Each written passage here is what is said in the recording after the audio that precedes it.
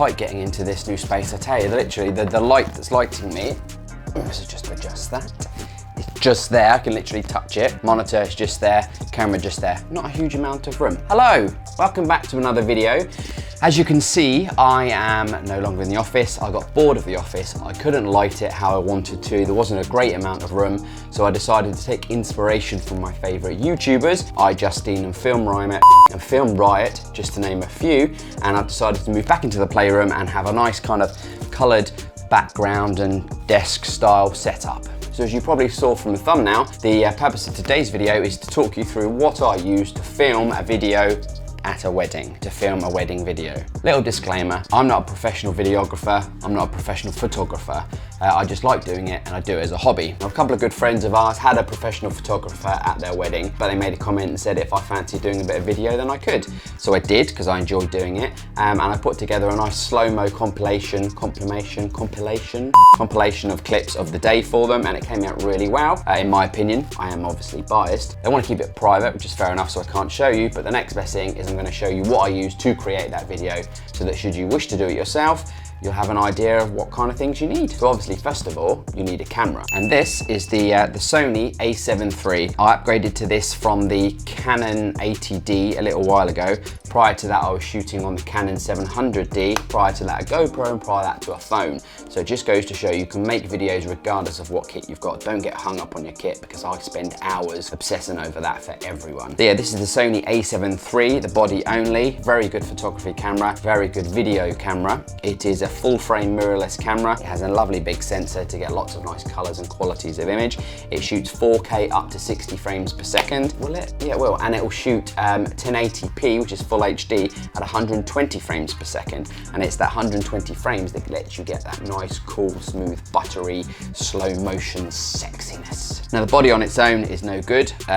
It's a good solid body, but on its own it's no good. It needs some other equipment. The body will also need, so this is the Sony 70 to 300mm lens. It's an f4.5, and because it goes up to 300mm when zoomed in, it means the background is compacted, so you get a nice little blurry background and depth of field. It also means that I can sit back out of the way and just kind of get some natural video and natural photos of people without them actually knowing I'm there. So this allows me just to step back and do that, and it's a pretty good lens. Pretty good lens indeed. It does offer quite a big combination when on the camera, especially when using this thing, which is a lens hood, and will basically stop too much light leaking into the camera and ruining your photos. So another lens I used on the day, the Sony 16 to 35 f4.0. Now this is, again, it's a lovely lens by Sony, not particularly big, comes with a lens hood for the light, but this one, because it goes down to 16mm, gives you a very, very nice wide kind of image. And I'm looking at the monitor now to see when my hands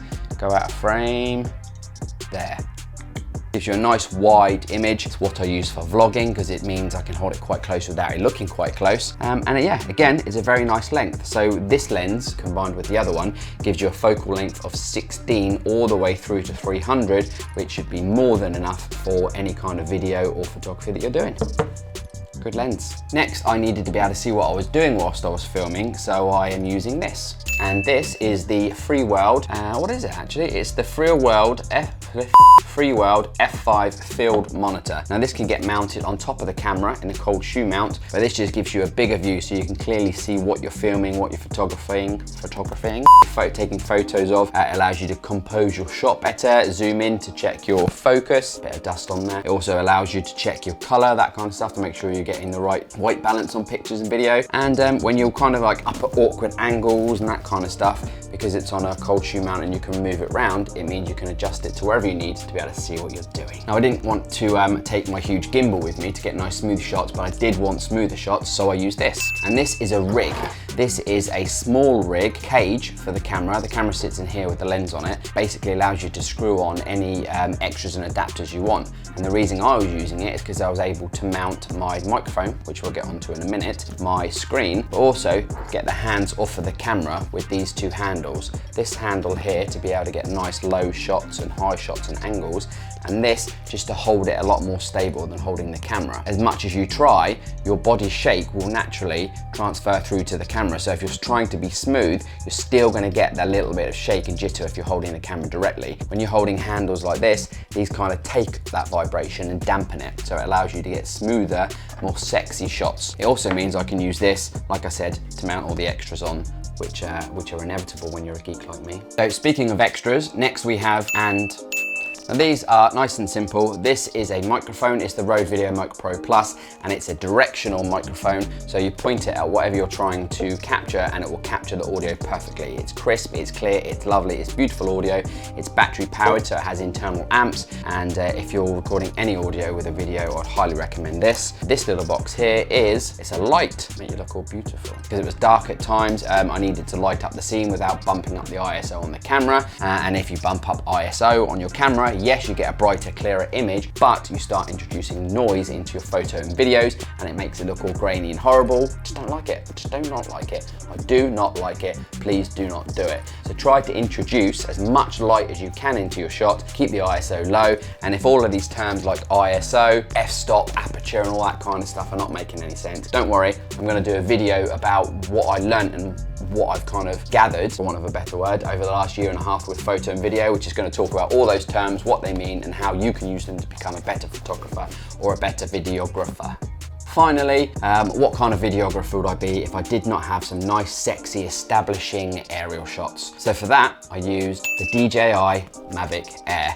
And this beast went up in the air. It was quite a nice sunny day, so you stick an ND filter, which, as I've said before, sunglasses for your cameras, and you get some nice cinematic flying shots of the area, and you can zoom in and out and do lots of crazy stuff. Now this one, if you follow me on social media, is the one that took a dip in the sea out in Turkey.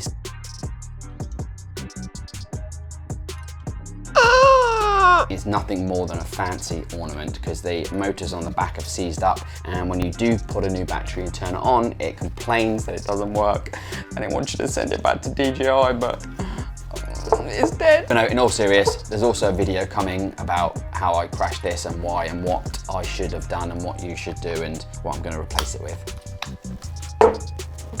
Yeah. So there you go, I've shown you all the kit that I used to film a short wedding video.